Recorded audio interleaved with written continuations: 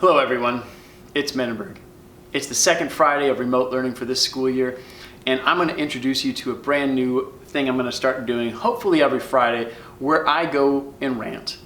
I'm going to call this the worst.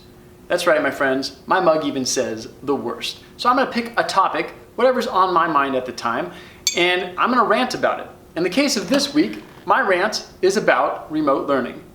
Mr. Menenberg thinks remote learning is the worst. Now, before I continue, I gotta clarify something. When I say the worst, I'm speaking hyperbolically. I am exaggerating, which means there are probably things that are in fact worse in life than remote learning. For example, dying of starvation would probably fall under the category of worse than remote learning. Being burned alive. A lot of untimely death scenarios would probably fall under the worse than remote learning. However, for the sake of this segment, just understand that I like to rant, and I'm ranting right now about remote learning. The first thing I want to say is that I understand that many of us are in a remote learning setting. I myself am teaching remotely. I understand and accept this reality. However, it is a far cry from our normal teaching reality, which is in-person live instruction. And for those of you who have ever experienced me live, you know that watching me on video, watching me wherever you're watching me, is not the same. It doesn't have the same impact. It doesn't get you the same feelings inside that you would get if you were sitting in my classroom. And that is, for some of you, a good thing. But for most of you, it's probably not the best. You want to experience the roast. You want to experience the awkwardness. You want to experience the reign of terror that is a Menenberg classroom. And that doesn't get to happen in the same way when we're talking about remote learning. Just the reality, my friends. Another reason remote learning is the worst is because of the outcomes. Look, I pride myself on teaching students some stuff during the course of a school year. Some stuff. Let's not be over dramatic here about how much I teach, but I teach some stuff. And my ability to teach you as much stuff as I would normally is inhibited by the strict amount of time that we are allotted together.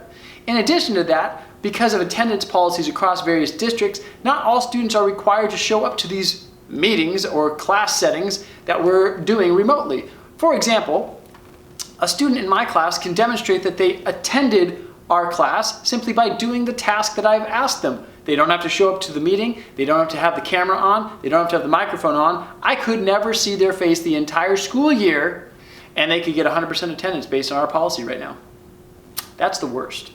It's unfortunate too, because as teachers, one of the main reasons we teach is because we love our students. We care deeply about them, and we want to be a part of their lives as much as they are a part of ours. Now, that doesn't mean we're going over for dinner or anything. We're not.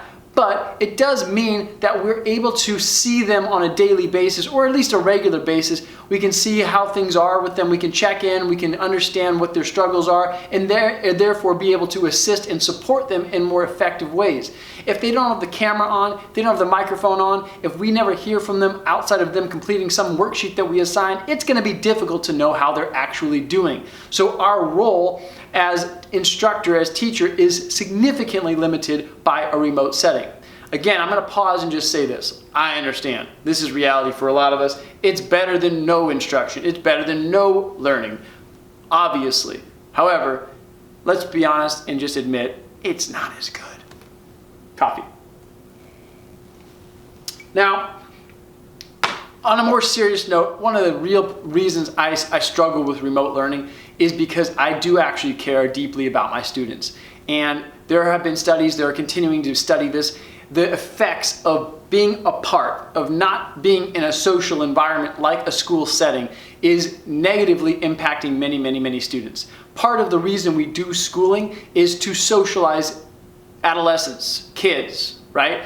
And that doesn't get to happen the same way remotely. Because again, even if you're doing some sort of group project, you're texting each other, maybe you're seeing each other on a video screen or something like that, but it's not the same. It's not the same. Now, for some of us who have graduated from high school or middle school or whatever, that was a time that you'd rather not remember, and so maybe the socialization came at a high price. However, for the majority of us, it is a significantly impactful time in our lives, and without having that in person, we're going to end up with a lot of people that are a little bit messed up because of it.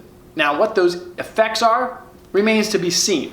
But it's no question that students who are struggling with anxiety or depression or any other number of mental disorders or impacts it's going to be amplified by this remote setting.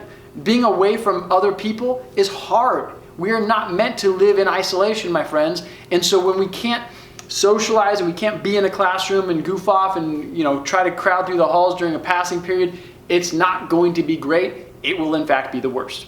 Okay? So I worry, as a teacher, I worry about what's going to happen long term to my kids who are living in this environment, who are growing in this environment, and who are more or less stagnated by this environment. So I hope that I'll be able to change the narrative just a bit. I hope I'll be able to encourage and inspire my students to get out and connect with each other some other way, or to be creative in that effort. However, I understand that the constraints of remote learning are just that. They constrain that ability of students to not only socialize, but to deal with some mental health things that may come up along the way. We're living in the midst of a pandemic, my friends. That's not great. It's not a fun time for a lot of us. And look, if you can't connect with people and support each other somehow, it's going to be that much harder. So I really, really hope that going forward, remote learning becomes a historical thing. It's something that we look back on with some degree of fondness perhaps, but as a historical past tense type thing. I hope we're getting back in the classroom soon, because I really believe, as you can probably tell, that remote learning is the worst. That's all we have time for today, people.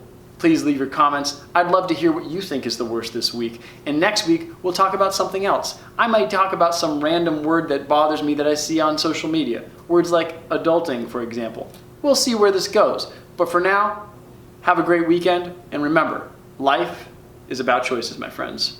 We'll see you next time.